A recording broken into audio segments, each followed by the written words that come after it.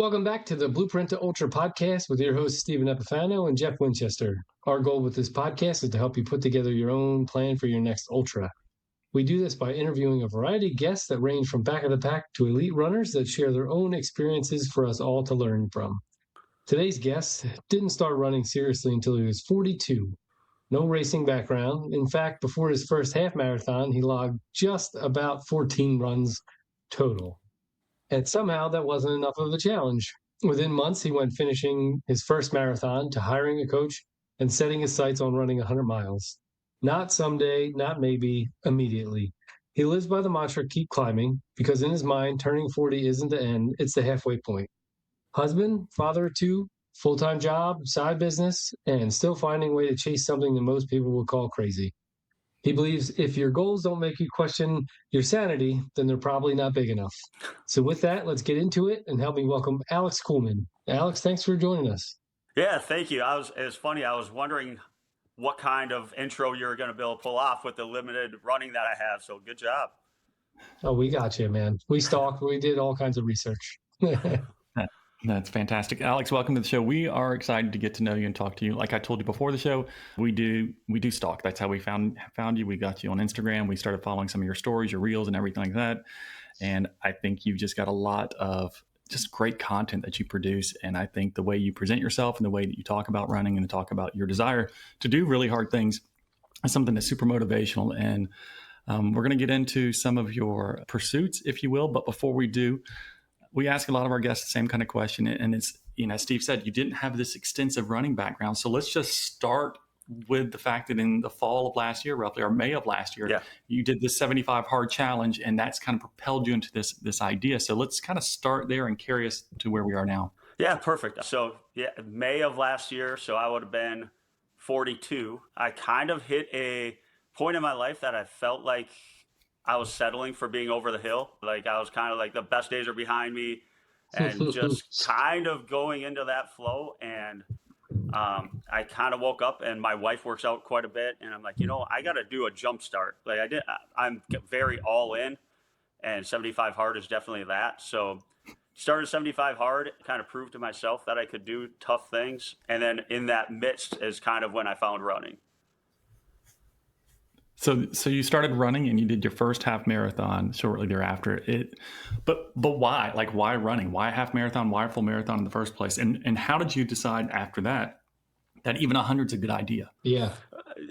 And let me frame that a little differently.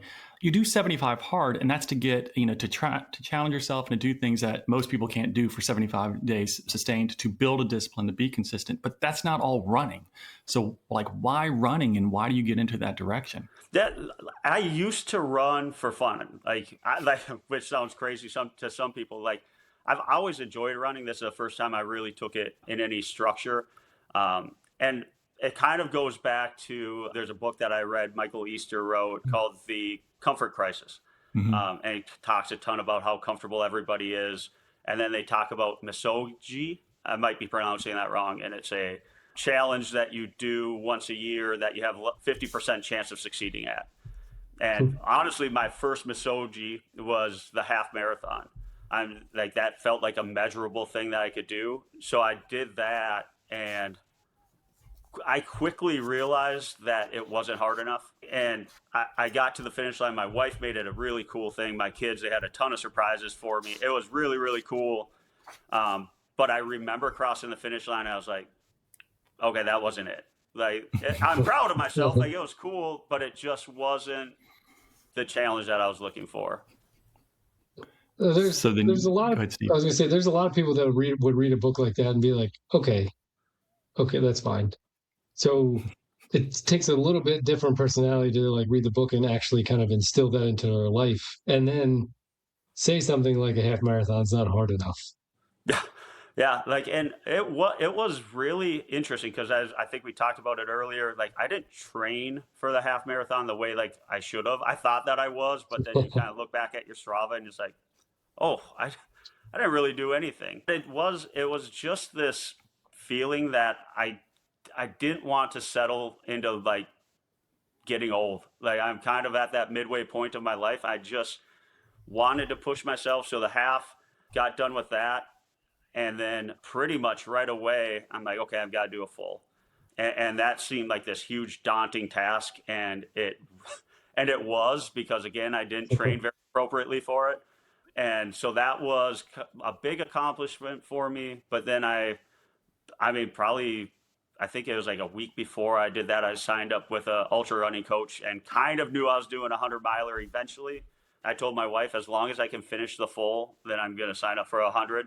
And she, to her credit, she's like, all right, go for it. Okay. So here we are.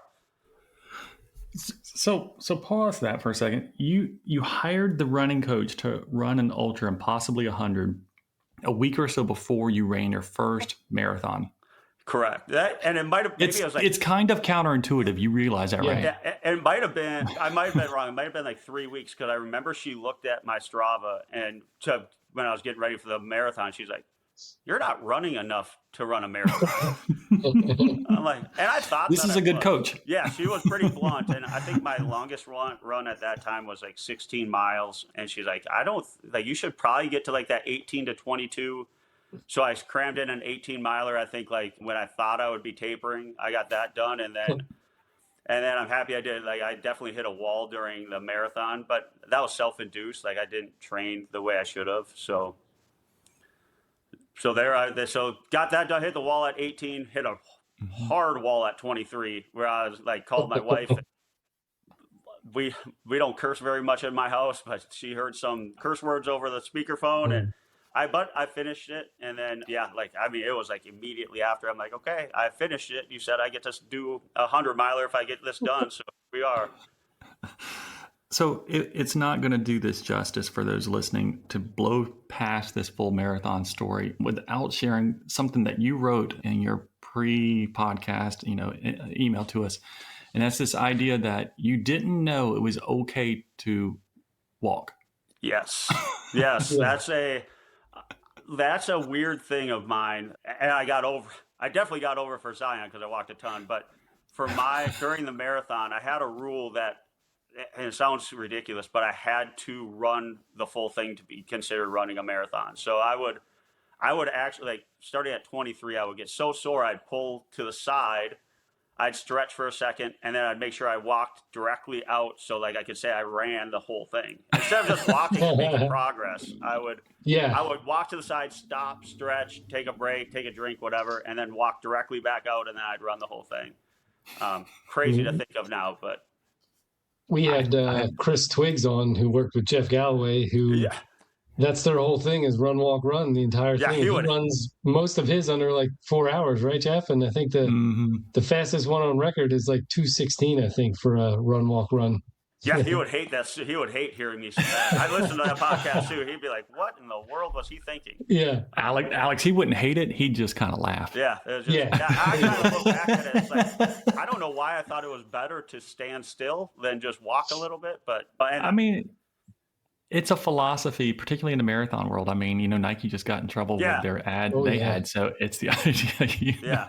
What did it say? Runners welcome, walkers tolerated it. And so there is sometimes a perception that walking is not appropriate in any kind of running event. And so I only laugh because I felt that way. Like early on when I was a runner in just half marathons and marathons, when I started getting into running myself, I didn't realize that maybe that's why I like ultra so much, is because it's like, oh, you can kind of relax this. You don't have to feel this pressure all the time. And so you can walk more. And so once I got into the ultra world where you can do more walking, it's more tolerated, if you will, then it was like, this makes sense. And then I have found that if I incorporate it in some of my long runs, I actually recover a lot better and everything. So I didn't want to go past the marathon story with it, but without that kind of information, because I think that's just funny for everybody to hear, because that's relatable. Like, we all kind of get that. But why was running 100 so important to you? Because the marathon was like, okay, it's just a valid statement here, but it's like, I really want to run 100.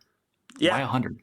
I think a couple of reasons. First, it was this sounds crazy too, but it's the shortest distance that excited me. Like, my coach said, you should run maybe we could start with a 50K or 100K, and it just didn't.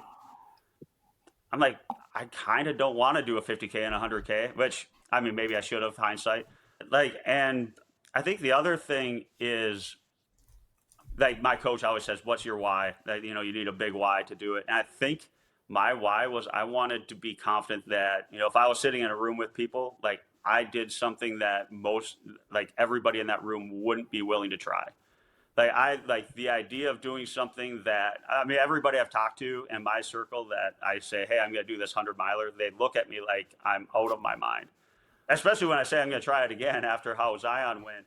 Like I just like the idea of like, and I don't really talk a lot about it, especially going into Zion because I didn't know how I was going to go. But having that feeling where it's like I've done something that nobody in here has not only not done, but hasn't even thought about trying.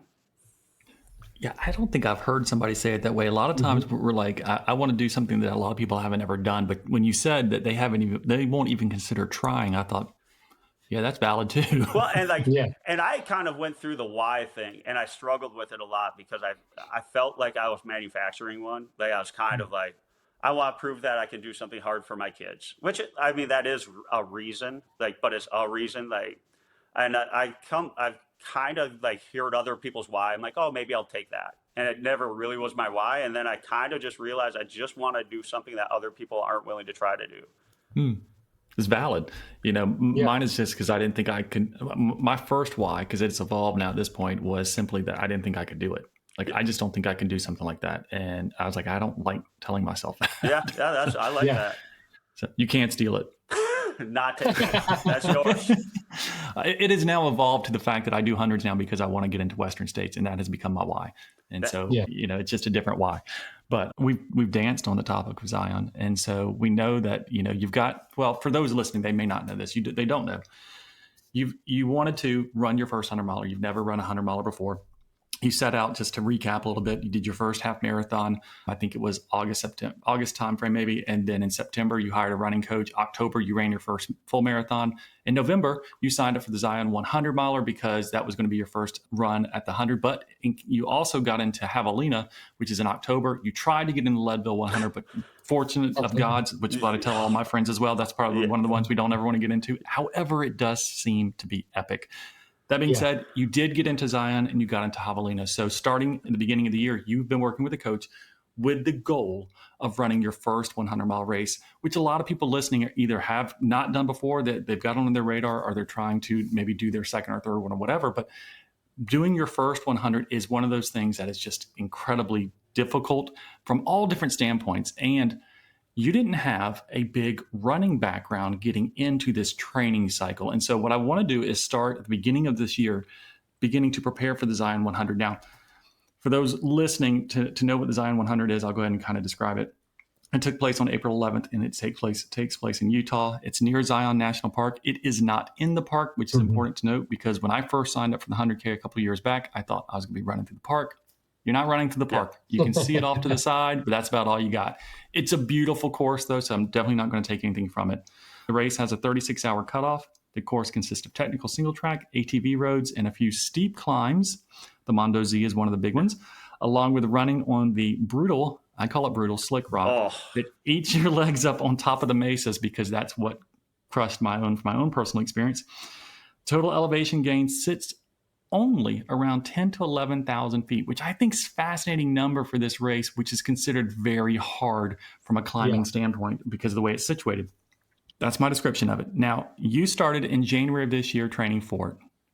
Take us through your training. How did you begin to prepare for it? And then we're going to get to the race itself. Oh, yeah. So started in, probably January, really taking it seriously. And maybe I rushed it a little bit. I know my coach tried to hold me back just because I was new to running. And I'm like, I just kept on telling her, I'm like, I think I could do more. I had like a weekly check-in that I had to fill out. I'm like, I can do more than this. I can do more than this. And I would. And she's like, you can't keep pushing your mileage. And I just kept on doing it. She texted me and she's like, hey, we got to talk about you pushing your mileage. I'm like, you're going to end up, I know you can handle it endurance wise, but you're going to end up hurting your joints or your tendons. Like your body's not ready for it. And I had to text her and be like, well, funny you say that. Like my shins are killing me. Well, I had to sit out for about 10 days, came back, ran for a while, had another shin issue, 43 years old, trying to get into ultra running, kind of paying the price a little bit. It was on healthy weeks, I probably get to like 50 to 60 miles a week. with usually my Saturday, Sunday would be a back-to-back long run. And then leading right into my taper, I had a popliteus or something like the back of my knee. So I ended up having to do PT for that. And then we kind of had to really crush in some training right at the end, heading into Zion. So. Well, I mean, it seems like she's a good coach, one, because she's holding back. And No, Steve. No, Steve. Yeah. She's trying to hold him back. Yeah. I said trying to hold him back. Yeah. And that, I mean, number one, I think that's one of our jobs as coaches. Jeff's a coach, I'm a coach, is to stop our athletes from doing stuff like that. And also not having them sign up for a race every other weekend, things like that. And a lot of it does come down to, especially for those who are newer, like you said, the endurance wise, you probably can handle it, but to build up that base mileage is working on all those small tendons, those small ligaments, and the muscles kind of around that are like ancillary to running that fatigue way quicker than, your quads and your hamstrings would. And what's funny is I listened to your guys' podcast with Liz Myers because I'm on the Everyday Ultra team, and you guys interviewed her, and like your guys' coach's question or the thing at the end was, if you can't afford a coach, what would you do? And the obvious answer, I think everybody said, was Chat GPT, which I think is valid. But I Chat GPT, like, how many miles should I be running? And it was different than what my coach was giving me. So I'm like, well, I got to push it. I'm not at the mileage. And that's the difference between hiring a coach and using ChatGPT is my coach actually kind of knew me and knew my background, where ChatGPT is like, oh, you should be running 60 miles by now. And like, I was nowhere near ready for that. Well, I mean, ChatGPT is biased based off our own personal inputs as well, right? Yeah, and right. so we think we are running a ton more than we probably are half the times. And we'd like to feed it everything our ego tells us about ourselves.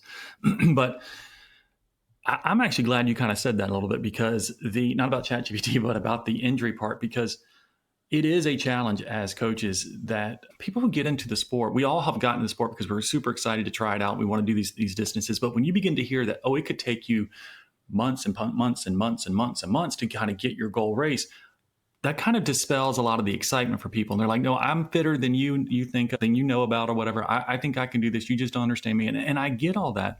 But I have found runners who don't have a lot of background in running or a lot of base in running even, they tend to get injured and we're always adapting. And that's okay. Like as a coach, we're supposed to be able to adapt, and we should. And I'm definitely good with that. But it also is something that if we could kind of be okay with those adaptations and not feel like this pressure that we've got to hit a certain mileage, because as a coach, if I'm your coach, I'm sure your coach was telling you, hey, we need to kind of adapt here a little bit and change some of this around. You need to slow things down. But they're also listening to you, trying to just kind of honor where you are, because we have to trust the athlete knows their body as well. And so they're running a fine line as a coach to kind of give you the type of training that you need, but also hold you back to where you can kind of not be injured. And so it's a balance, Steve. Like, you know what I'm talking about? Yeah. You're always on the razor's edge. Yeah, and like to that point, like, because I was kind of what you were saying, like I was so frustrated because she's like, you haven't ran enough to be at this mileage. And I'm like, yeah, but I was doing 75 hard. So I was working out an hour and a half every day for That's right. 10 weeks.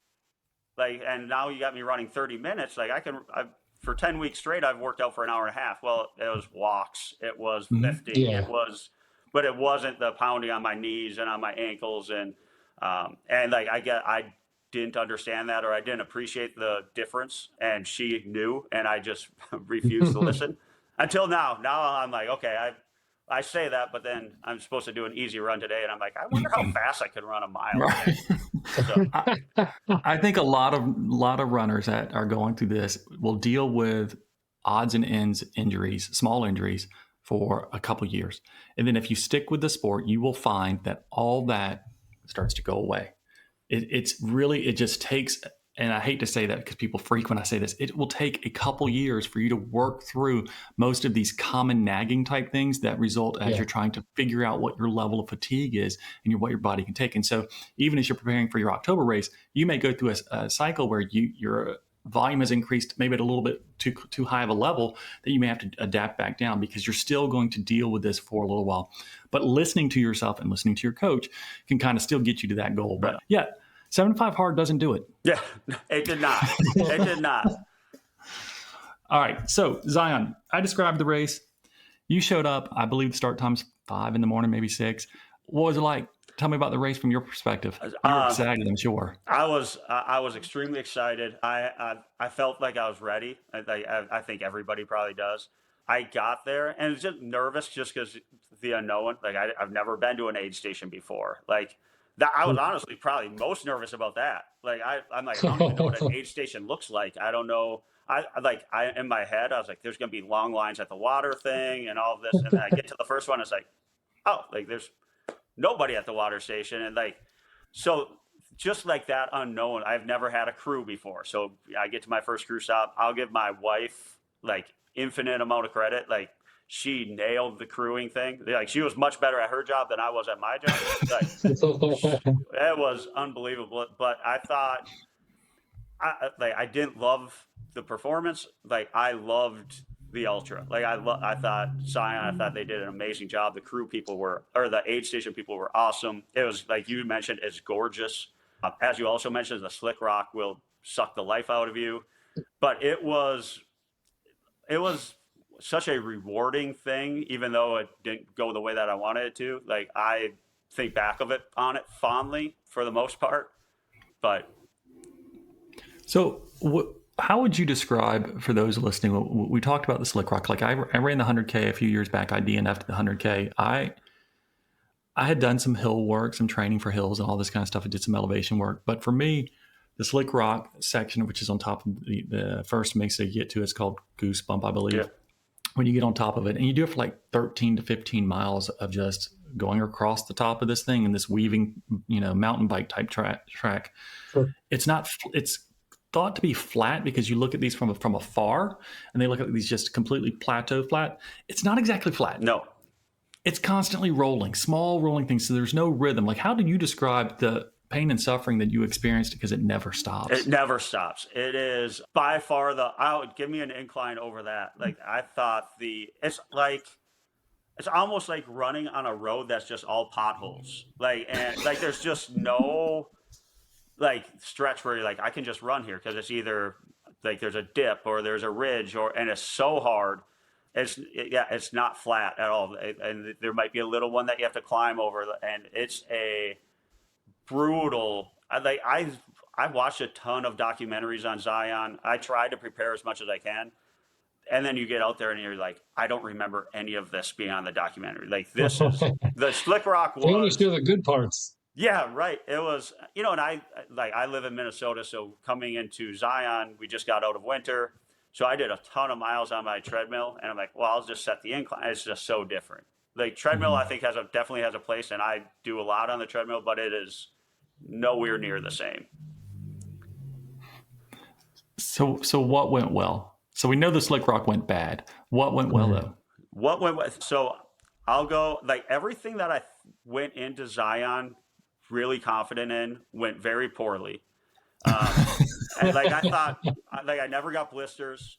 In training, I never got blisters. Got blisters by the first crew stop. My legs never gave out. My legs were toast right away.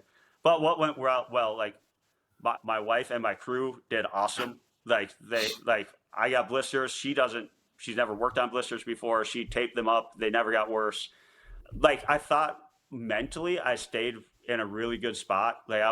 Even when I dropped at 52, I think it was, I was in a really good mood. I just couldn't move my legs anymore. Yeah. I thought, so mentally I was really happy. And I was really proud. So I think I took a downhill too hard really early. So my quads were shot at mile 10 probably. I could run a little bit, but from there on out, it was bad.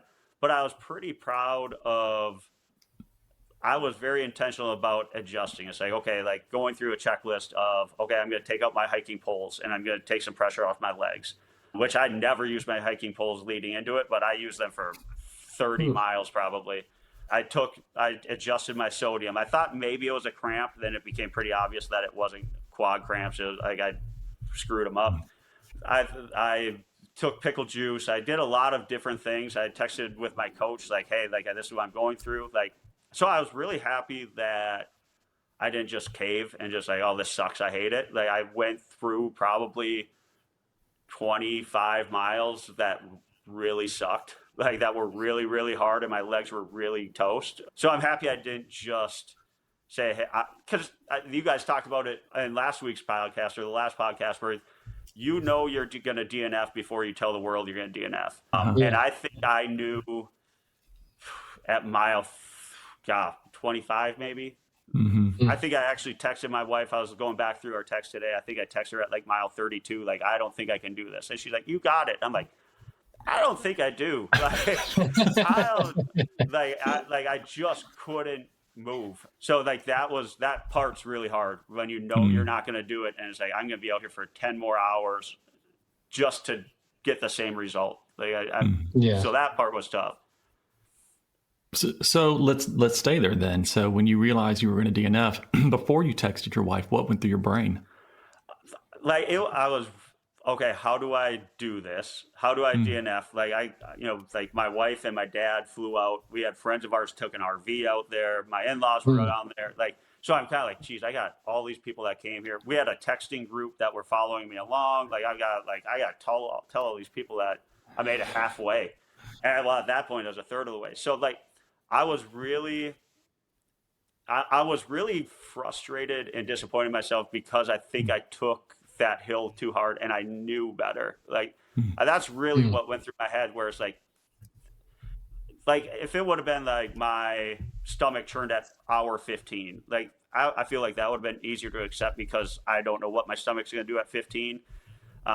This, I knew not to take a hill too hard, and I did. So that was really tough. And then my wife's like, so this is how cool she is. So she texted me.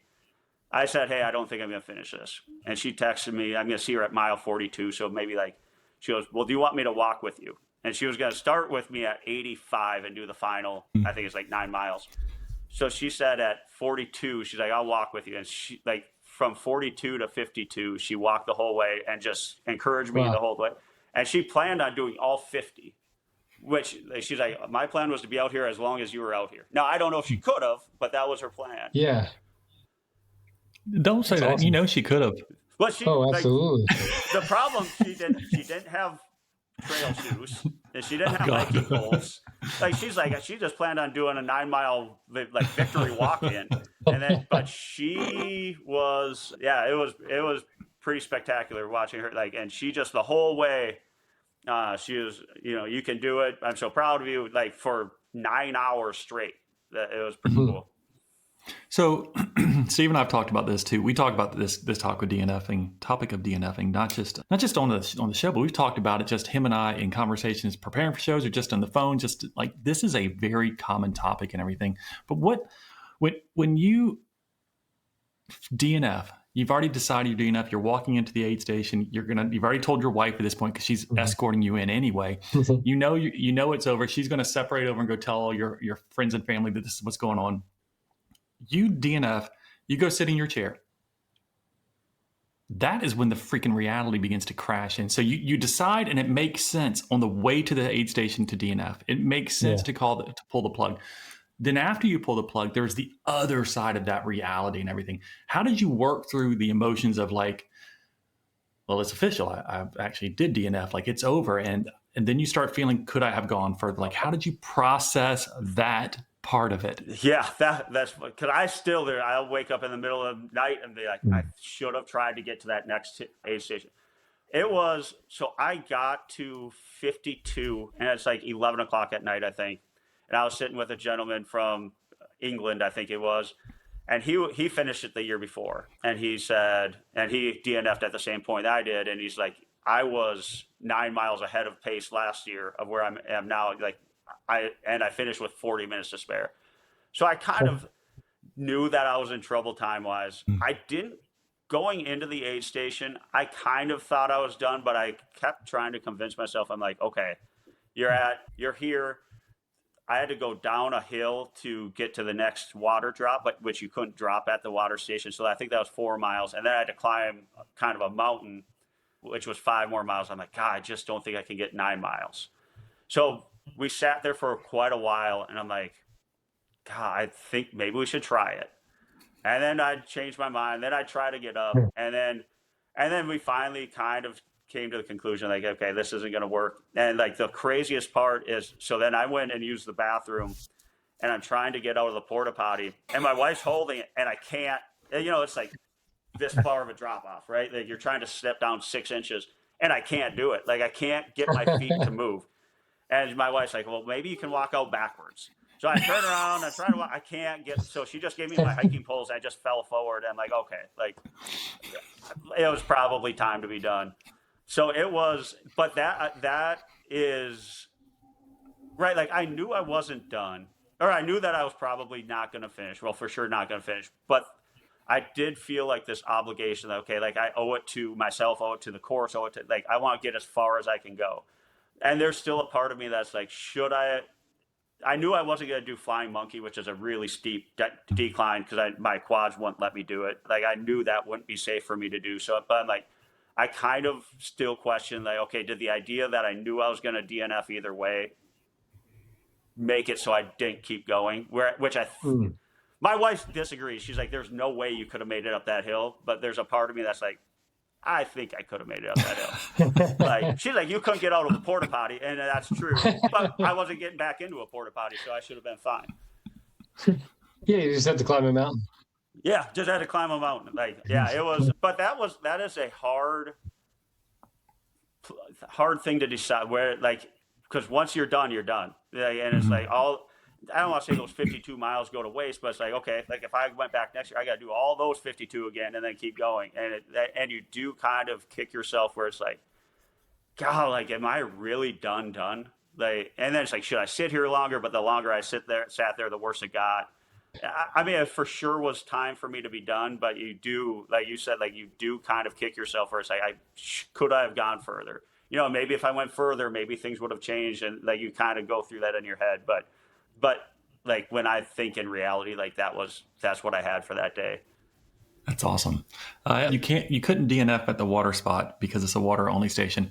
That is true. That is what's in the rule books. That is what they say. I will say to you, that is exactly where I DNF'd in the Virgin Desert at the water stop, because there was a guy who was there, one of their organizers, refilling the water stop, and I hopped in his truck and rolled on out. So that's where I was. And so we got dropped off there because then I had people, they came and picked us up from that water station. And it was kind of cool sitting there for 20 minutes because you've seen some people going into that, get into the water stop, and you're like, oh my gosh, I just seen you at the last aid station. I can't believe you're still going. And then, so they picked me up and then they drove me up. I don't know if you know, like that next hill after the water station, you climb on the road forever. And so I had a drop bag up there. So I'm like, well, why don't we just drive up there and grab it so we don't have to come back tomorrow? And we're driving up it, and my dad's like, they wanted you to climb this? I'm like, yeah. Like, it's like, and then it just keeps going. And he's like, well, this is crazy. Like, you can't climb this on foot. I'm like, oh. Like all these people are like. But it was like my dad's like, this is like an obstacle course, like one of those other runs, like the Tough Mudder type of run, like Spartans and stuff. Yeah. He's like, this is crazy. Yeah, and I'm afraid of heights, so like we're going up this thing. Same. And that hill, I'm like leaning into the driver's side, like that was crazy. Yeah, I remember going down the Mondo Z Hill, and it's right on the edge of the mountain, if you will. It's going down the side of the mesa. It's not a mountain, I get it, but it's like a really sharp drop off. And I kept thinking, when I have to come back up this could be treacherous. Yeah, so I fell on Mondo Z pretty hard, and I cut up my leg pretty good. And then, but there's parts of Mondo Z where I explained to him, like, it's like in those movies where you see somebody climb out of a hotel window and climb on the edge to go to the next window. There's parts of it where it's like, what am I doing? It's dumb. Yeah, Steve, it's literally like this. It's crazy. You can barely put 2 feet side by side. Yeah. So I texted my coach. I'm like, at least I found out I thought the course was beautiful. It's just not what I like. So I'm like, I just don't see me doing it. And now it's funny because I told my wife, I'm like, I think we're probably going to be back there again next year. Like I have such a hard time accepting like how poorly I did. And it was self-inflicted. I feel like I screwed up and I just want to go try it again. Like, And I'm sure I'll get on Mondo Z and be like, what in the heck am I doing here again? But yeah, or being on the slick rock and thinking this didn't get any easier this year. yeah. You know, the funny thing on the slick rock is, since I'm afraid of heights, you know, they always want you to follow the white dots, and they're like right on the edge. Yeah. I'm like, not a chance. So I made my own white dots. I'm like, I'll be over this way a little bit. Steve, you would love it. I was terrified at times. It sounds good.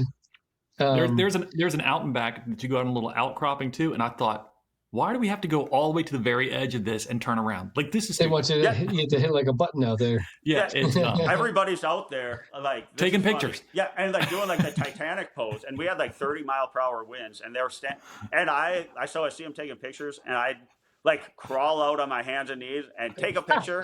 I don't even know if it turned out, and I get back, I sent it to my wife. It turned out fine, but I'm like, what are these people doing? Yeah, Steve, it's like, you know, 270 degrees around you, wide open. That's awesome. You're out on this little outcropping, and you got to go back the same way you came in. I thought, unnecessary. Yeah, we had. So I'm not a fan of heights either, but most of my climbs come at night, so I can't see anything. That is the thing I was worried most about this race, is that if I were coming back up, because when I knew I was going to DNF there, I told myself, I don't know if I've got the legs. I was dehydrated. I was already wobbling. As a matter of fact, when I DNF'd, I was laying on the desert next to the water stop. I was like, I'm done. Yeah. But I kept thinking, I'm so delirious. I don't know if I can make it back up there. Like, this could be bad. But anyway, so blisters first time, quads blew up. You had all these kind of things go crazy. Mentally, you felt pretty strong. You did DNF. It sucks. It happens to the best of us. Steve's not one of the best of us. That's okay. He's never DNF, but that's okay. We still love him. What did you learn about yourself in this race? I think I learned that I love doing this. Like, I love so kind of going back, like I thought the half marathon wasn't enough for me. Like, it wasn't what I was looking for, where I think I'll take this over that. Like, I felt like this was the challenge that I wanted. Like, there's a part of me that's like, it's cool. I don't actually believe this, but it's kind of cool that I DNF'd, because it proves that I was pushing myself to the point that I wanted to. It isn't cool that I DNF'd, but whatever.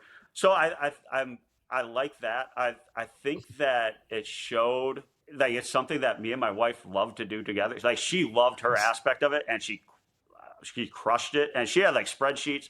So my optimistic goal was 24 hours. I look back, I'm like, oof, that was not realistic.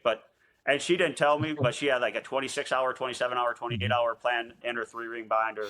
So I think, like, and she took 9 miles with me. She kind of got bit by the bug now too. Like, I don't think like this extreme, but she wants to run a full marathon. So that's kind of cool. That's awesome. I think I found out, like, and this is kind of the purpose, right? Like, I found, like, we're all so capable of so much more than people think that they are. Like, and I'll come back, I'm like, oh, I DNF'd. And they're like, you ran 2 marathons in the desert. And it kind of hits you, like, that is crazy. Like, and so I think that's one of the things that I take away the most. Like, we self-limit ourselves, I think, so much just because we don't want to fail at something. I mean, and I don't want to either, but it's like, I think we're so afraid of failure that we're like, I'll just set like super comfortable goals. So I like that. I think that I learned that you can push yourself further than you think that you can, which I think, right, a lot of ultra runners kind of come to that realization somewhere along the way. No, not all of them. Sometimes they DNF their first race and then they're done. And they're done. Yeah. They thought it was going to be easy.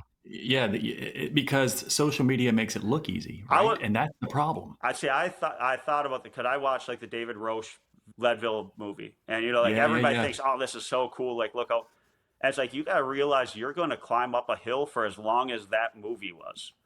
Like, and you still got 98 more miles to go. You know, like, it looks cool for an hour, but you're going to grind through. It gets brutal. So I think I agree. I think social media kind of glorifies, where it's like, look how, you know, it's like, I like basketball. It's like, I want to shoot like Steph Curry. Yeah, but you got to do the stuff before. Like, everybody wants to shoot like Steph Curry, but do you want to show up at the gym for 5 hours a day? Yeah. This is a running podcast, but let's be honest with ourselves. You live in Minnesota. How are you not rooting for somebody like Anthony Edwards? Well, I'm a huge Anthony Edwards guy. It doesn't sound like it. Sounds like you like Golden State, but we're just going to move on now. We're going to hold that against you. Yeah, that's all right. We'll see how they do till they play tonight. So we'll see how that goes. That is fantastic. Steve, what do you want to know about Zion? Anything else? Nothing, but what I wanted to say is too, sometimes, like you said, mentioned you've never been to an aid station before, you never knew what that looked like. Sometimes what I suggest, like, I don't think you have to progress through like the 50K, 100K, 50 miler, 100 miler, all that kind of stuff. But if you do in training, like one of those smaller races, that type of like routine, you kind of get your race routine down and understand what everything looks like race day. And then some things that you just learn from experience. So you've learned a lot from this experience that you'll carry with you forward, and then if you have other races like that, you'll just be able to build upon that. So some mistakes just happen from inexperience, and we've all been there. I made a lot of mistakes on my first races. On the bright side, Steve, he's run his first 50K and his first 50 miler in this event. Exactly. Yeah, and now I mean, what an aid station looks like. Like aid stations, like if people haven't ran ultras before, like I would not be afraid of aid stations. At least Zion, like they were spectacular. Like the people were like the nicest, most gracious, kind-hearted people ever. It was. Yeah, they always are. It was very impressive. Mm-hmm. You're going to find yourself volunteering at one sometime soon. You're going to be one of those people. Well, that's like, the other side. It's fantastic. So what I thought was cool, because we're always trying to find things that for my kids to do that kind of give back to people, like and just be nice to people. And it was so cool seeing all the dads with their kids or moms with their kids, and like how awesome the kids were too. I don't know, 12, 13-year-old kids, like seeing all these people come in that look like the Walking Dead, and they kind of serve you. It was really, really impressive. I thought that part was really cool. Yeah, that's really cool. It's been fun to have my kids when I was younger and they were younger. They were at some of my races. They don't go to them all anymore. One of my sons did go to Zion when I was there, and he'd gone to a couple of my hundreds, and he just kind of knows what to do now. He just falls into it as part of the crew. My wife crews most of the big ones as well, and it's a required thing. That when they begin to learn what they're doing, they are better at it than we are by far. Yeah. Has your wife done all of them from the beginning? Mine, no. So I've completed 6 100s. I've had a crew. If I'm having a crew, it's going to be her. She does not crew them anymore, all of them anymore, because one of the ones I had to fly out. Oh, well, I'll try to make this quick, but I'd run the Yeti 100. That was the year the hurricane came through. It got canceled. And so I was still trying to get my Western States qualifier. And so there was another race 3 weeks later or 4 weeks later that was in Ohio. So I booked a flight and decided I was going to try this on my own. So the first race I ever did was a fill-in race, if you will, that I had no pace or no crew or anything. And it was a completely different experience. And it was one of those things like, oh, you can do this even without a crew. You can do this even without a pacer. And it's kind of like, what's another level of doing this? Like understanding what your limitations are and everything. I always thought I would have to at least have a crew. And so at this point, she can go. She doesn't have to go. When she goes, it's fantastic. Yeah. But if she doesn't, I have the resources within me now to know what I need to do and that I won't kind of lose my mind in that moment. And so it's been kind of cool to see that. But she goes to most of them. So I have one in July. She's not going to, but the one in November, she will be. So it just depends on the year, on where we're at. So good question. Good question. Thanks for the interview.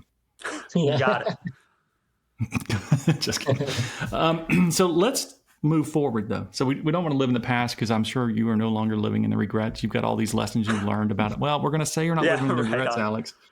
Because, you may be still waking up in the middle of the night, but it's motivating you. How about that? It's motivating you, and you know what you need to do for Javelina, supposedly. Mm-hmm. So Javelina is October. It is a party in the desert. It is all over social media. If you are in this sport at all and you don't know about what Javelina is, then you have had your head underneath the dirt, because they are really good at the promotions and advertising. Yeah. It's a massive race, and it is a really well-run race. And so if somebody doesn't know about it, it takes place on Halloween weekend. It's 100 miles. It's in the Arizona desert, consisting of 5 20-mile loops. It is a non-technical trail.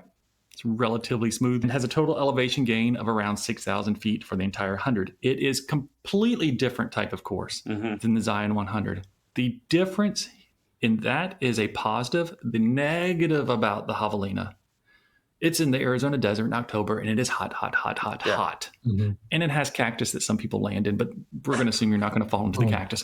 But let's talk about javelina. What are you taking from your experience at Zion into javelina to help you? Again, the course is completely different, but what are you taking that you learned that you can apply here? But I think my number one thing, and we're actually going to do it, is I'm going to go there ahead of time. So we're going to go nice. down.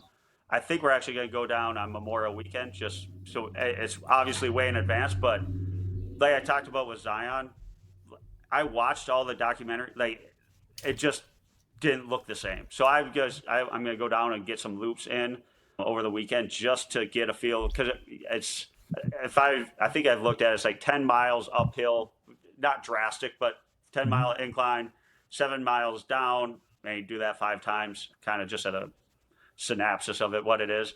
So I want to see, okay, what does 10 miles of incline feel like? Even if it's gradual, it's still 10 miles of incline. And then how do I not run too fast on the downhill? And what's the terrain like? Like I talked about, like so many of my miles in the winters on my treadmill, which I think really hurt me in Zion.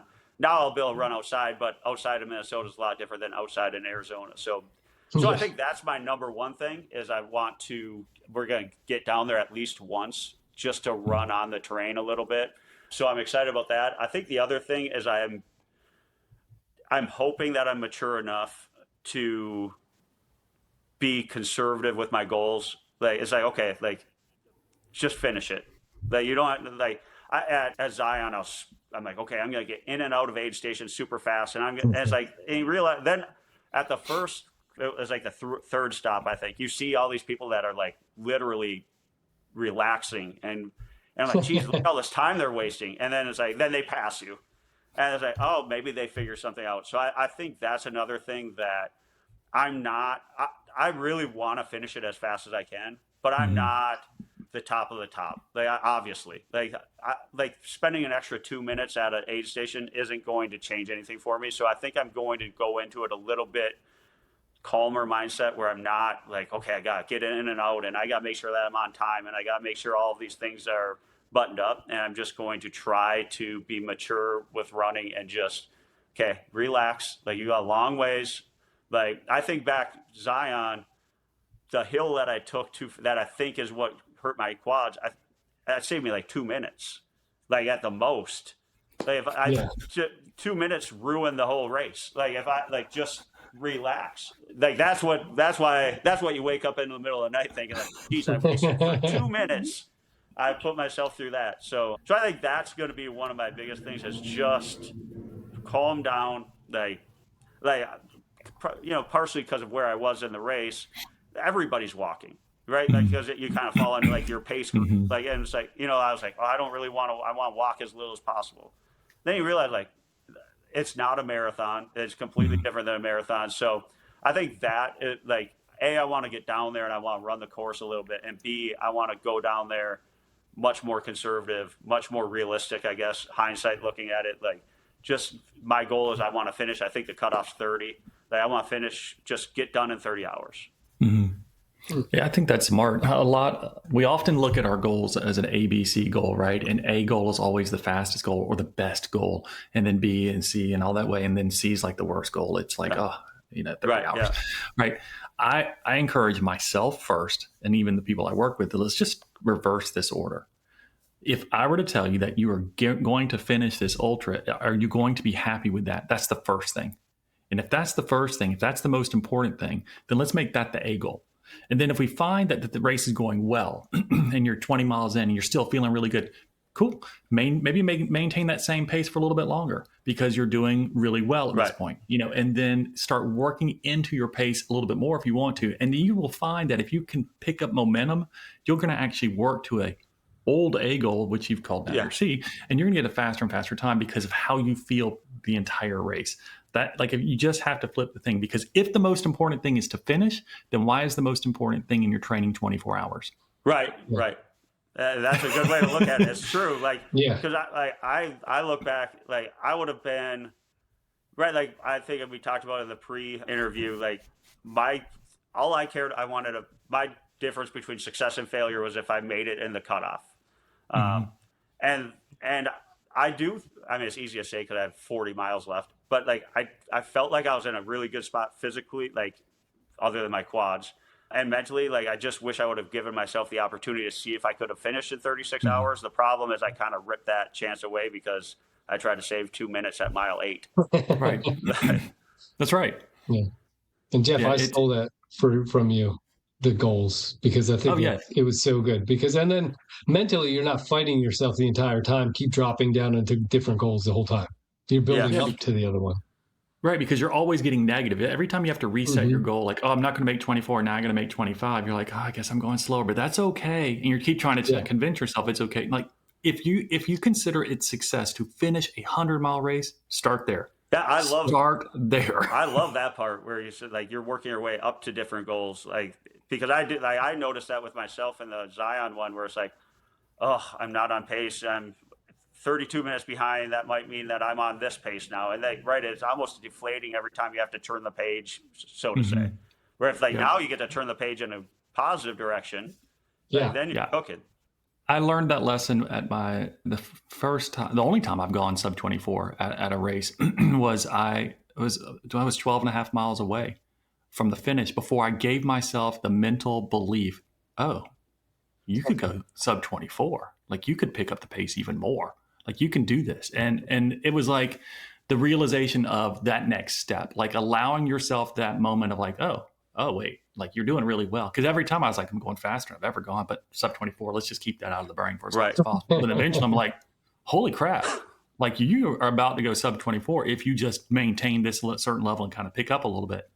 And it worked, And so I think all of our training, most people's training is pace oriented. We visualize the race. We visualize where we're going to be at 10 miles, 20 miles, 30 miles, whatever that number is. We all fall into that trap. And that is the problem, because if you sit back and ask us if we'd be happy if we finished, most people would say, yeah, 100%. Yeah. Okay, cool. Then don't get so bogged down in your time goal. Yeah. Like, you can have them, but don't get bogged down. And especially like me as a first time, like, where did I even pull 24 hours out of? Like, the same way you pulled the 4-hour marathon. Yeah. Like, it's a benchmark. Yeah. It's a benchmark. Just a made up, like, I don't know, let's do 24. I mean, I'm basing it on nothing, but it's the benchmark. People want to do 100 miles in 24 hours. And I get it. Like, and you can do it. It just needs to be a secondary goal. Right. Yeah. People don't like that though. But anyway, so Javelina, not technical. You're going to go down there and you're going to do a little bit of reconnaissance of the course, which I think is a very good idea.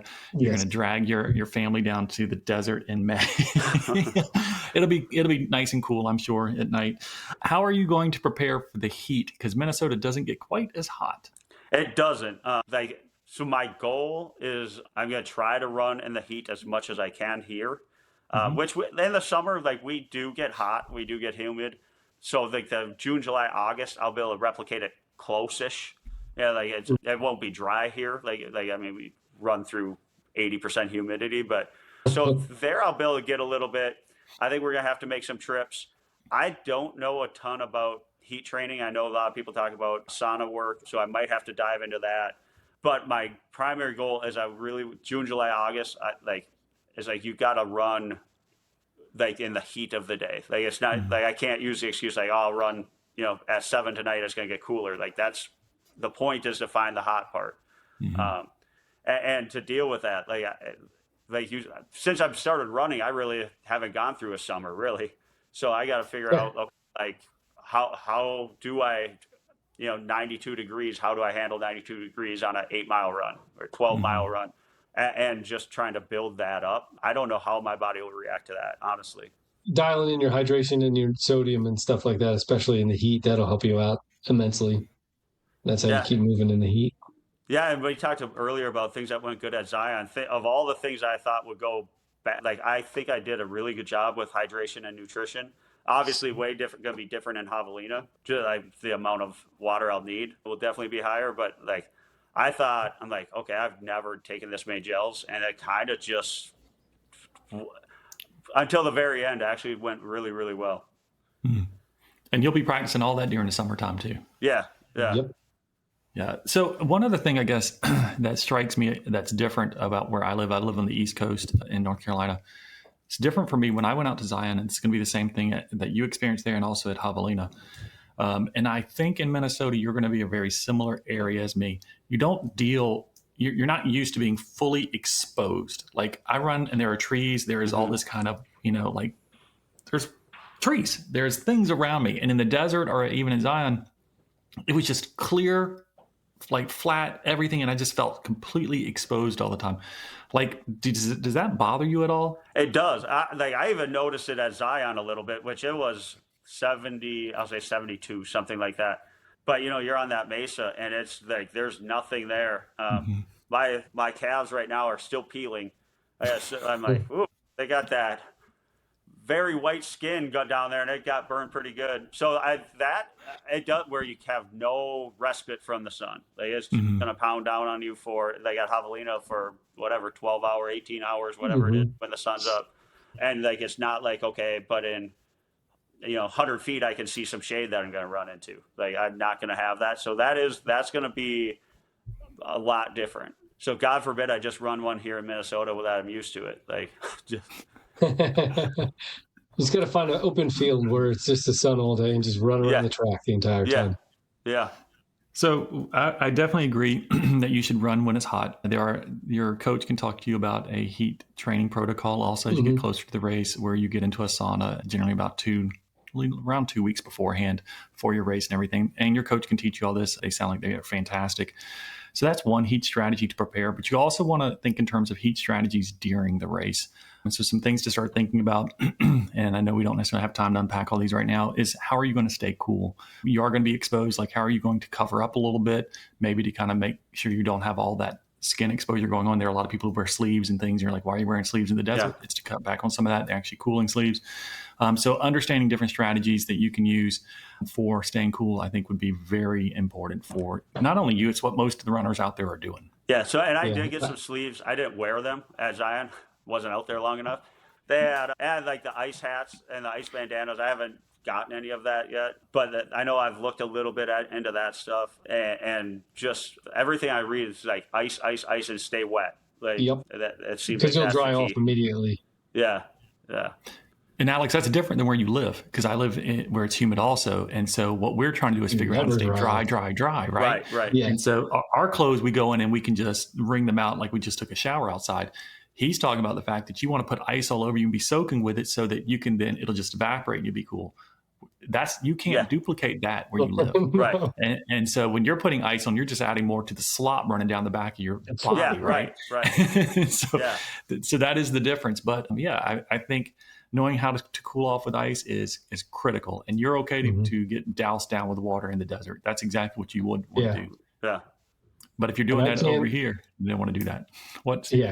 I was going to say, I can't explain the benefits enough of a big stupid hat and a long sleeve lightweight shirt. A big bucket hat saved me in every race, because you can use that, put ice in it if you want, whatever, and then throw more ice in your bandana. But a lightweight, cool, like white or light gray shirt is just going to reflect all that sun off of you too. For all day? Running along. Yeah, I wear it pretty much all day. Yep. Okay. It's confusing, isn't it? Yeah, it's a little bit backwards. Like I kind of get the concept of it with like the sun blocking sleeves and whatnot. But yeah, it is like, I'm like, I don't want to run in a long sleeve shirt in Minnesota, let alone in Arizona. You won't. That's the difference. Because in Minnesota or in Eastern North Carolina, if you're wearing a long sleeve shirt, you're just like drenched and carrying all this crap on you. You're not getting cooler at all. There, the sweat gets on your sleeves and it's evaporating and cooling your body off. Here, it just stays hot. Yeah, right. And so that's why it's so counterintuitive for us East Coast or people who live in humid environments when you go out to run in the desert, because the way you stay cool is the exact opposite. Right. So that is right. Like I was talking to somebody and they're like, that's the difference. Like in Zion, your challenge is the terrain. At Javelina, it's going to be the heat. Yeah, getting some ice packs, putting them in your armpits, putting them everywhere at different times to cool your core down. That you just got to stay cool, because that will be what eats your lunch if anything's going to there. Because I think you're going to have the legs. I think you've already learned some of the things you're going to do from a pacing perspective. You're going to slow down. You're going to get your mind right. Like the heat will be a new ball game, and it's because it's a different heat than you're used to. But again, getting exposed to heat, wet heat, dry heat, whatever you want to call it, is great for you to do. Then how you stay cool on race day will be completely different than what you've been employing while in your training. That's the only difference. Does it make sense? Yeah. So do they do that at the aid stations too, I would assume? Like you're just packing everything, the ice everywhere? They usually have ice there. Yep. Yeah, and you can... Is your crew going to be there? Shorts and they'll pour it down for you if you want. Perfect. They will do it all. Yeah. Have your crew with a bunch of ice and then take ice from the aid stations too. It's a guarantee there. Not all ultras, though, that are in hot places will have ice at the aid stations. It's available, just so you know. It sometimes runs out. So don't rely on an aid station for ice. Okay. Is the other thing to always remember. Because as soon as you rely on them for ice, they won't have it, and you're now going to blame them for something. Right. But what are your, other than the concerns we've given you now, what are your biggest concerns about the race? For sure, the heat. And honestly, like, even though it's advertised as flat or flattish, like after Zion, for sure, my biggest fear is my quads on a downhill again. Because like it's still, I think it's 10 miles downhill every loop. So like that's for sure the biggest thing. If I leave my house, I can run about 10 miles and I'll get maybe 60 feet of elevation change. Like it's crazy. I'll look at my phone. I'm like, wow, that's great. Like to be that flat. So that's for sure. Like the uphills don't worry me as much. The downhills and getting used to that and figuring out, I think at Zion, I was taking way too long of strides and I kind of let the hill just bring me down. Whereas like, okay, I just got to tempo that a little bit and kind of restrict myself. And I think at Zion, I'm like, okay, like I can make up some time. I'll just let the hill take me at the speed that I should go. And all of a sudden, next thing you know, I can't move my legs out of a porta potty anymore. So I think that's probably the part that I'm most nervous of. And the unfortunate thing about Zion is I wasn't able to get to the point to figure out all the stuff I don't know. Like I don't know what my mind does at hour 20 because I wasn't out there for hour 20. I don't know what my stomach's going to do, at hour 23 or whatever, just like that's one of the downsides of how Zion went is I didn't get to learn a lot of the lessons I was hoping that I would learn in the first one, just because how it went early on in the race. I didn't get to learn everything I wanted to about myself in an ultra. So that's going to be, I feel like I'm going to learn a lot of stuff in my second ultra that I wish I would have learned in my first.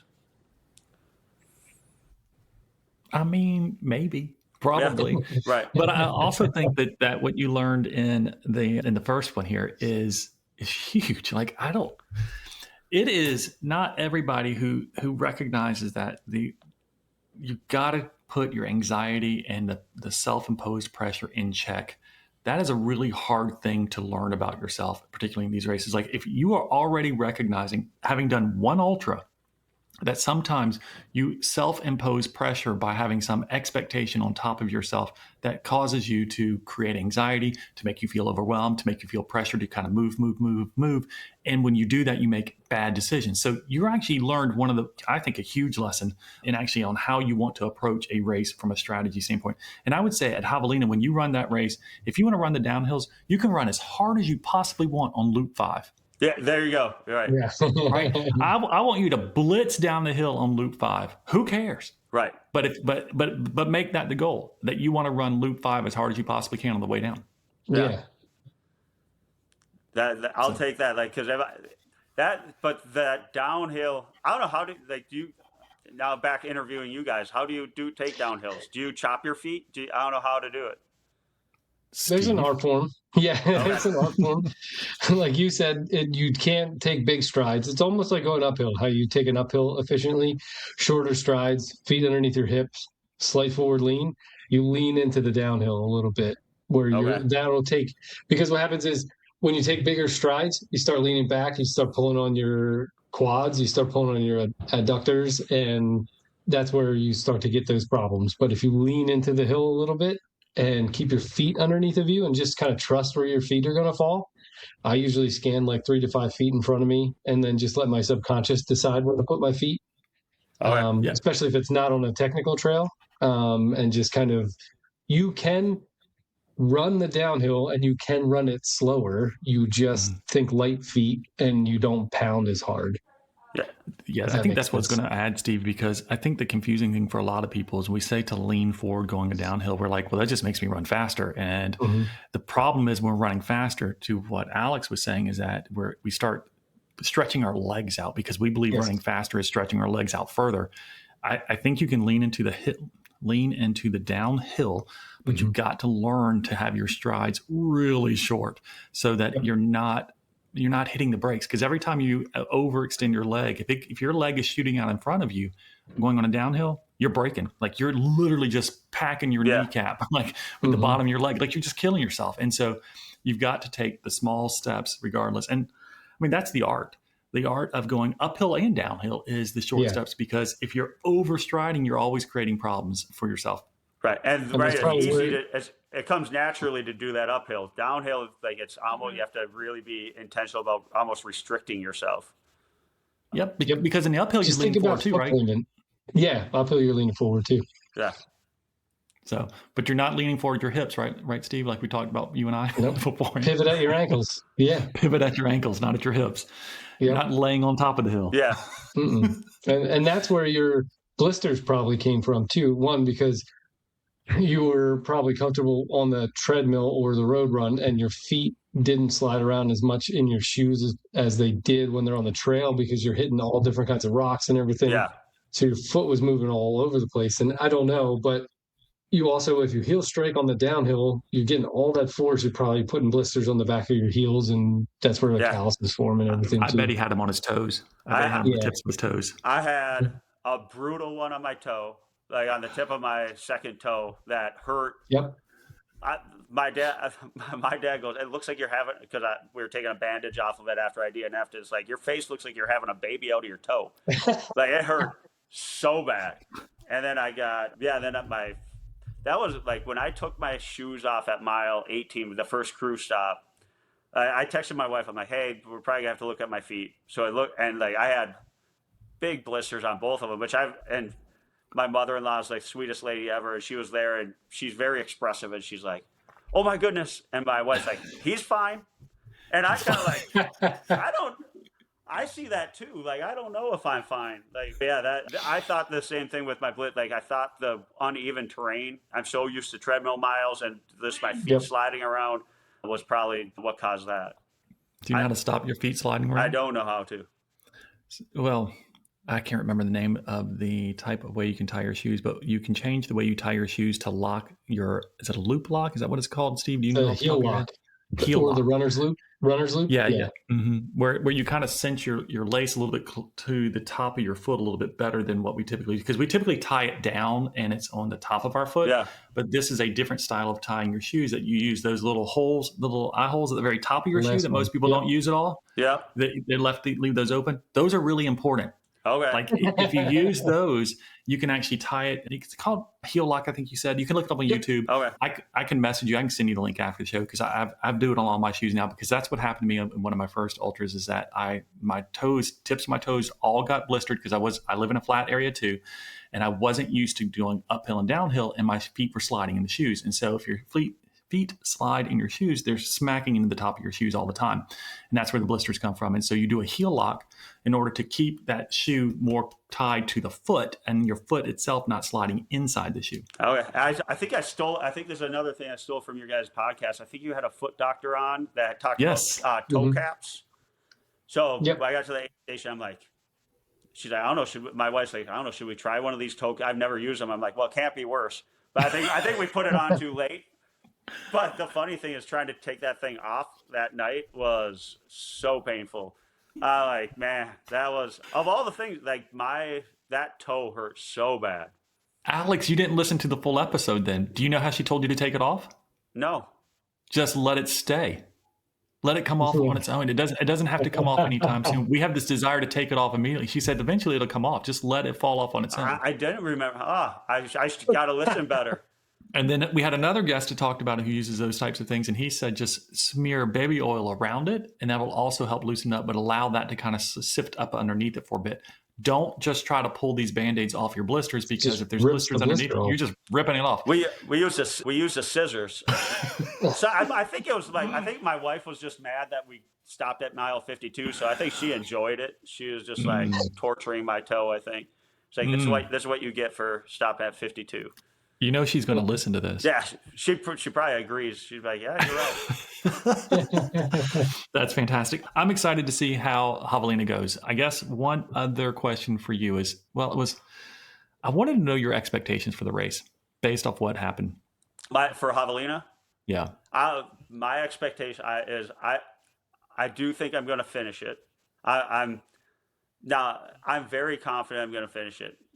I think the difference is my mind. Like I think when I went into Zion, I was really confident and almost didn't accept that not finishing it would even be like in the realm of possibility.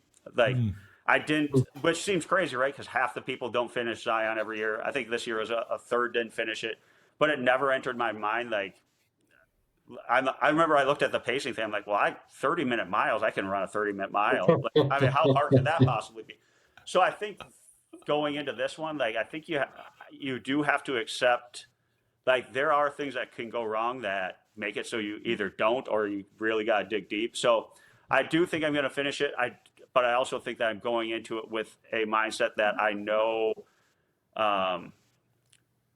that things are going to go wrong that I don't expect to go wrong, and things are going to go wrong that are really hard to overcome. And like you got to be able to mentally get over that hump. Like, so I think that's my biggest expectation. I do think that I will race it in a much more, I call it mature way. Like, okay, like relax, like just be a grown up about this. You're not trying to win a sprint down that hill. Like, I'm not trying to win loop one. Like I got a long way to go. It's a long race. Yeah. Like, and right, you go into it and it's like, okay, it's 100 miles. And then all of a sudden you're just like, I remember I look at my watch. I'm like, oh, I'm supposed to be at the cruise stop at 9:27 or whatever it was.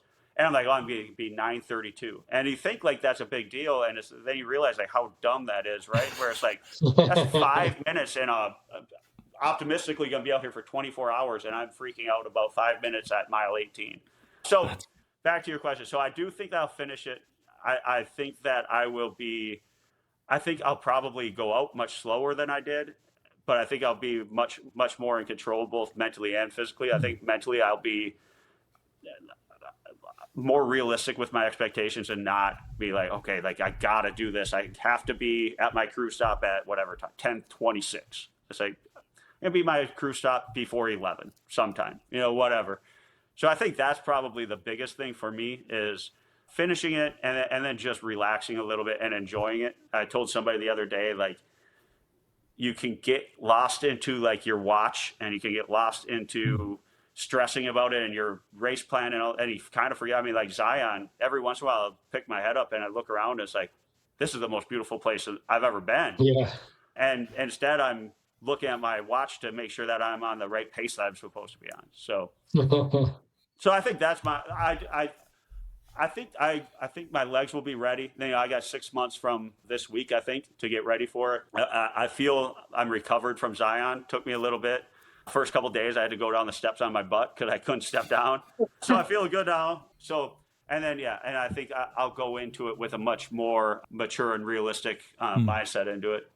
That's awesome. I say give yourself the time to recover, not just physically, but mentally also. It's a very tortuous type event. So they're all really exhausting, not just on the physical body, but on your brain and how you have to process all the time. So give yourself the time. I'm sure your coach is going to try to ease you back into it.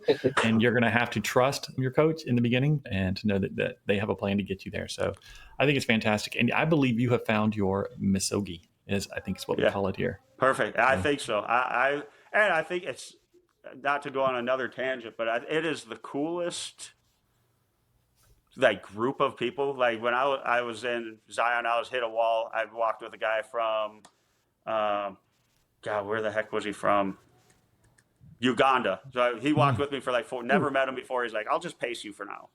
So he paced me for 4 miles. And then And like, it was just the coolest group of people, and the aid station people, and the people that put on the event. Like it is a fun community, I guess, to be a part of. And now I just got to finish one. You're already a part of it, finish or not. Yeah, You're part of it. So I'll take it. Welcome home, if you will. There you go. Yeah. That's fantastic. Listen, I'm real excited for you. I think you have an incredible story. I think just what you've gone through, even in Zion, and what you're going to go through just to get to Javelina. Whether or not you finish it, I think you are continuing to put yourself in difficult situations, which is what drives you. And I think trying things that others will not even try, it's a great why, right? And so I think it's I think it's inspiring. I think it's motivating. I think not only for us and for those listening, but I think for your family, like to see you kind of put yourself out there. I'm sure for your kids to see you go through this event, it's completely different than a half marathon, right? Where you finished and now they see you over there eat up with blisters, falling out of a porta potty, and just shocked by what their dad's able to do.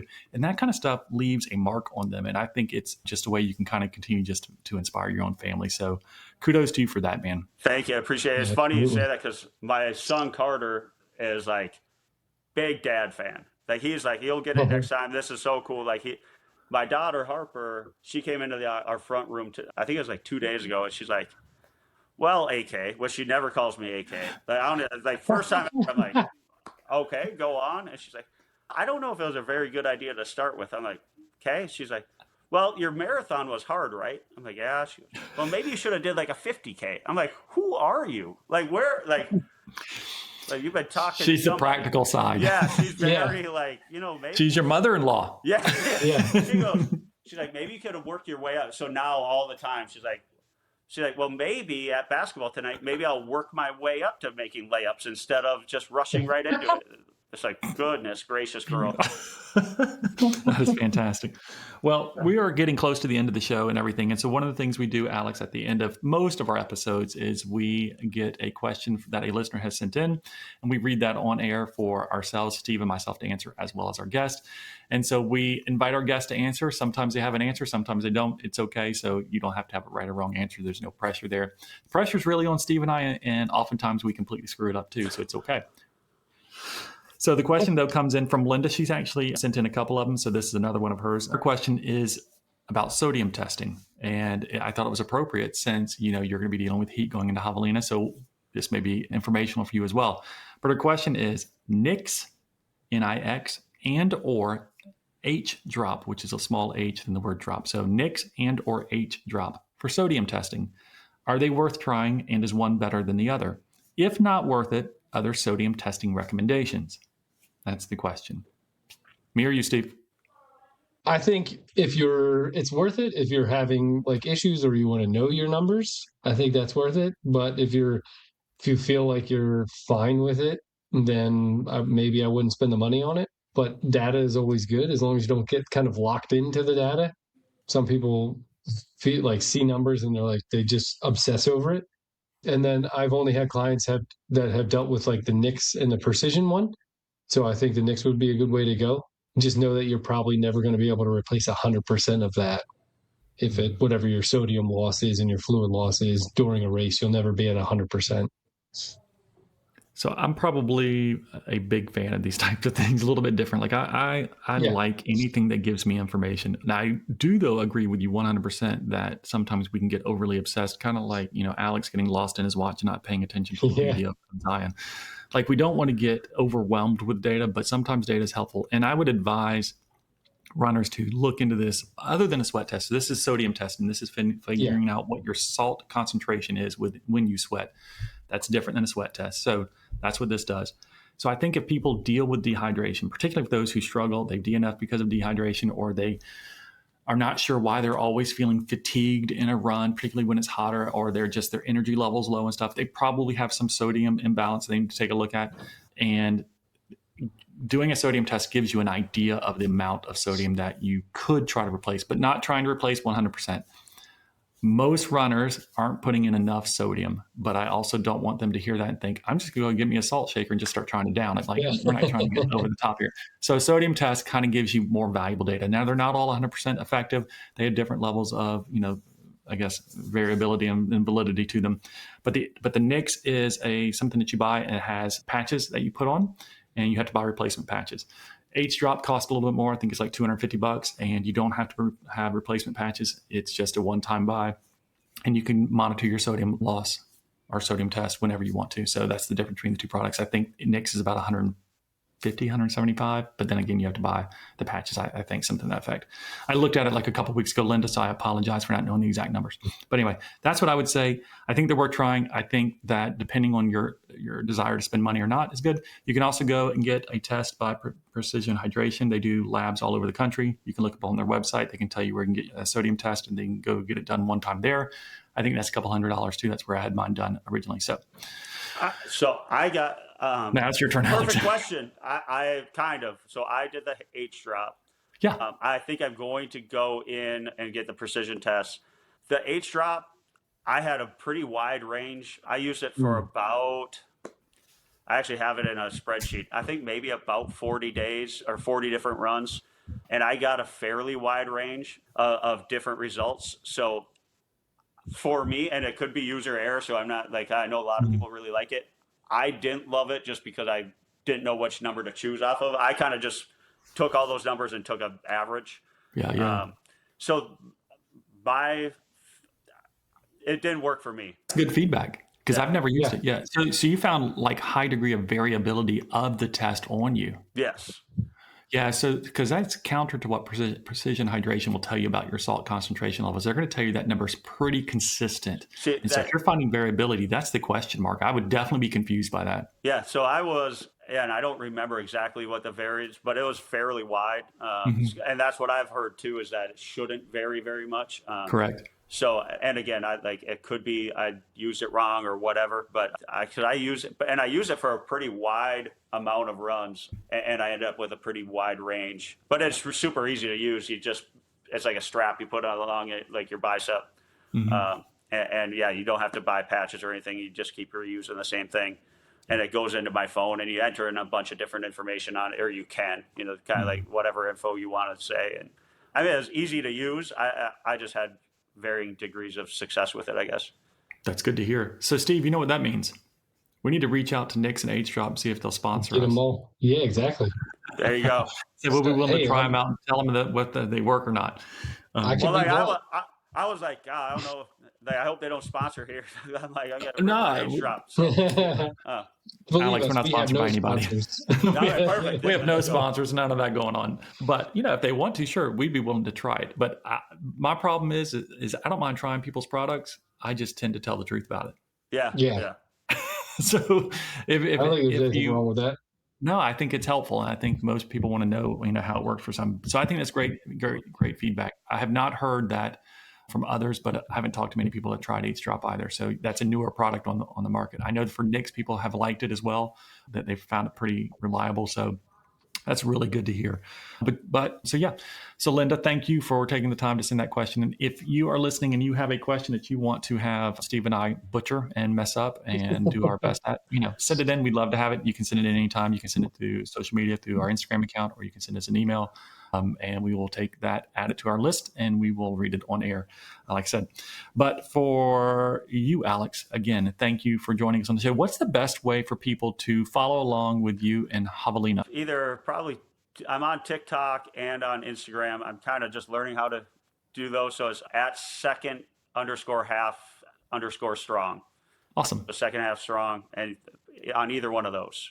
Okay, great. I will add that to the show notes too for those who are looking to keep up with you, to follow along with Javelina. I think everybody should give you a follow. Like I said, I started following you before just because I've seen some reels come across my suggested feed, and I think the way that you present a lot of your stuff is really just cool. And I think it's non-assuming, and I think that's great. And it's kind of more, I think that's more than what we often get in some of the others that we sometimes see out there. So I appreciate that about it. But thank you for hanging out with us, and thank you for taking the time and giving up your evening to spend the time talking about ultra running like Steve and I like to do all the time, and hopefully you didn't get too bored. No, I loved it. Thank you very much. I don't have any runners in my circle, so I don't have anybody to talk to. So. This is why we do this. Exactly. Anytime you want to talk running, reach out. Perfect.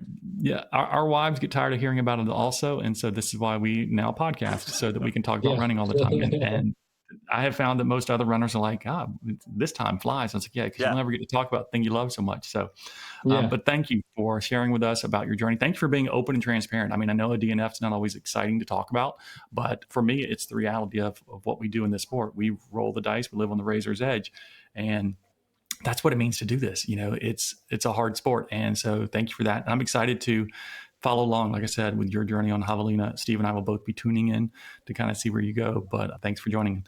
And so for those listening, thank you for taking the time to download the episode, plug us in your ears, all the usual things I like to say at the end of the episode. It's not changing. So please like, subscribe, do all those things. And if you haven't liked and subscribed, we're disappointed, but do that for us anyway. And so again, thank you for listening. We appreciate you. And again, Alex, thank you. Yeah, thank you. Thank you. Thank you. All right, man. All right. See you guys. Bye now. See ya.